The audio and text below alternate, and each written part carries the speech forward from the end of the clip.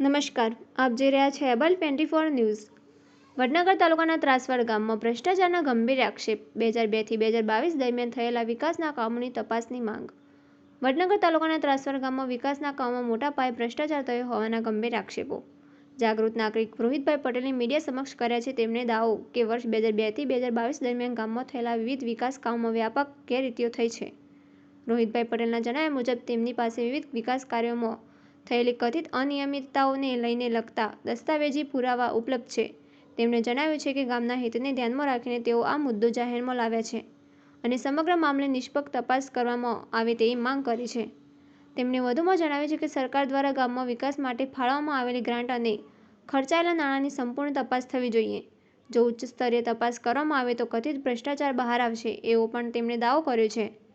રોહિતભાઈ પટેલે સંબંધિત વિભાગો તેમજ જિલ્લા વહીવટીતંત્રને સમગ્ર મામલે તપાસ કરી જવાબદારો સામે કાયદેસરની કાર્યવાહી કરવાની માંગ કરી છે। સાથે જ તેમણે ભારપૂર્વક જણાવ્યું છે કે ગામના લોકોને ભ્રષ્ટાચાર મુક્ત અને ગુણવત્તાસભર વિકાસ કાર્યો મળવા જોઈએ। હાલ આ મુદ્દે સંબંધિત ગ્રામ પંચાયત અથવા જવાબદાર અધિકારીઓ તરફથી કોઈ સત્તાવાર પ્રતિક્રિયા સામે આવી નથી। જો આક્ષેપો અંગે તેમનો પક્ષ અથવા સ્પષ્ટતા પ્રાપ્ત થશે તો તેને પણ સમાચારમાં યોગ્ય સ્થાન આપવામાં આવશે। Able news Vadnagar.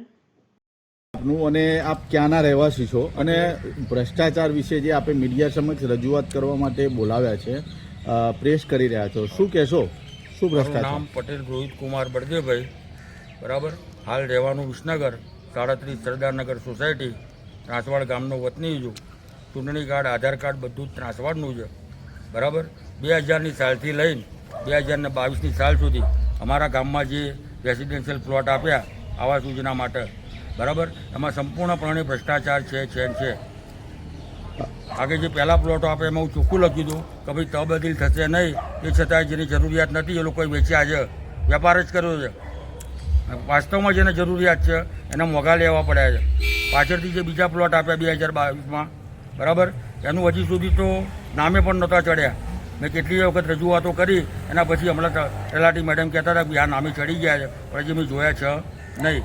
2 નંબરના પત્રકમાં કે ભાઈ પ્રજાપતિને પણ રજૂઆત કરી હતી, તાલુકા વિકાસ અધિકારી 2 વખત જી આવ્યો હું, સાહેબ અમારા ગામમાં બધા ભ્રષ્ટાચાર છે, આના માટે પછી મારે ના હોય તો PIL કરવી પડશે કોર્ટમાં એક જાગૃત નાગરિક તરીકે। મને કે તમે કરી શકો, એમાં હું ના પાડી શકું, બરાબર। અને ખાલા વેચ્યા પછી 14 લાખ રૂપિયા તો જે તલાટી મૂકેલા હતા નિકુલભાઈ, મણિભાઈ, મગનદાસ પટેલના જોડે પડ્યા છે 14 લાખ રૂપિયા।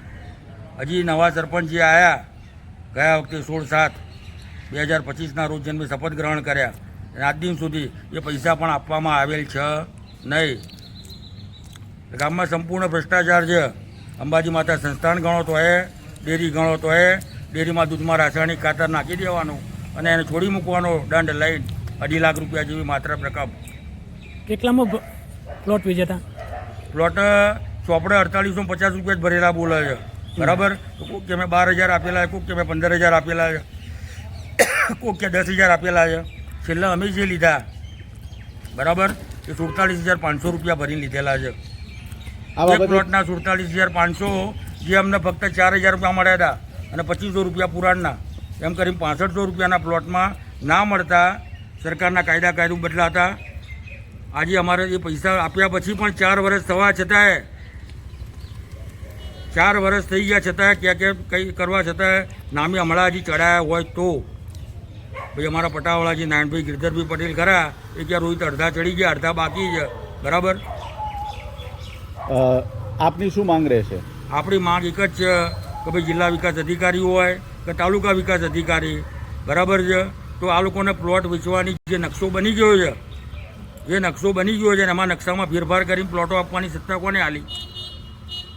અને પૈસા એમની જોડે પડ્યા છે 14 લાખ રૂપિયા। આજે ગ્રામ પંચાયત કચેરીનું જે ખાતમુહૂર્ત કર્યું ને એનો 28,000 રૂપિયાનો મહાપ્રસાદ પણ એમાંથી થયો છે। ખાસ કરીને જે પ્લોટની તમે વાત કરી રહ્યા છો, કયા વર્ષથી કયા વર્ષ સુધી? 2000 થી લઈને 2022। એ વખતના તલાટી સરપંચ આ બધું જ છે, બધા જ નામ છે આપની જોડે? આપણી જોડે અત્યાર સુધી જે તલાટી સરપંચ બધા આવી ગયા એની ઝેરોક્ષો મારી જોડે પડી છે કે કઈ તારીખથી કયા તારીખ સુધી કોણ કર્મચારી હતું અને કોણ સરપંચ હતું, એના તમામ પુરાવા છે મારી જોડે, ઝેરોક્ષ। કેટલા પ્લોટ વેચ્યા છે ગામમાં? ભાઈ જે નામચીન માણસો છે એમને જ વેચ્યા છે, શરૂઆત જ અમને કરેલી છે, બરાબર. ગામના સામાન્ય માણસો કોઈ શરૂઆત કરેલી છે નહીં. જેને ખરેખર જરૂરિયાત હતી કે ભાઈ ભેંસો બાંધવા માટે કે રહેવા માટે, એ લોકોએ તો બાંધકામ કરી દીધું છે. જેને જરૂરિયાત નથી એ પ્લોટ આજે 26 વર્ષથી પણ એમને એમ જ પડી રહ્યા છે, વેપાર થાય છે. અને જ્યારે આપ્યા ત્યારે એવું કીધું હતું કે આ પ્લોટ તબદીલ થશે નહીં. તો શું સરપંચોને સભ્યોને ખબર નહીં? ભ્રષ્ટાચારનો મોટો મધ પૂડો છે બુધાય. પેલા છોકરા જગ્યા નથી ગામમાં, બેંકને ભાડે આપવા માટે જગ્યા છે, બહારથી લોકો આવે એના માટે જગ્યા છે. પણ ગામના જે યુવાનો આવતીકાલનું ભવિષ્ય છે એને વાંચવા માટે એક લાઇબ્રેરીની વ્યવસ્થા કરવા માટે છોકરાઓએ 2 થી 3 વખત અરજી આપી, રૂબરૂ કીધું, બરાબર.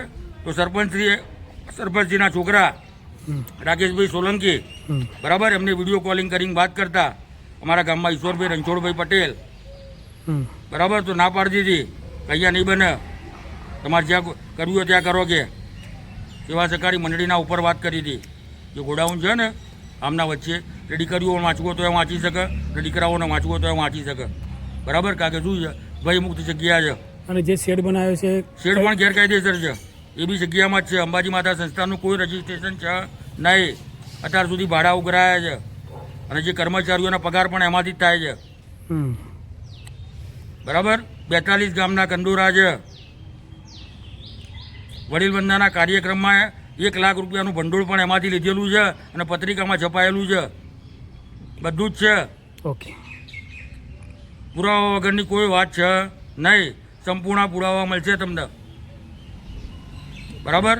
એટલે આ બાબતે ન્યાય મળે. કારણ કે બધા કે મોદી વડનગરનો, પણ ભ્રષ્ટાચારનો અડિંગો છે.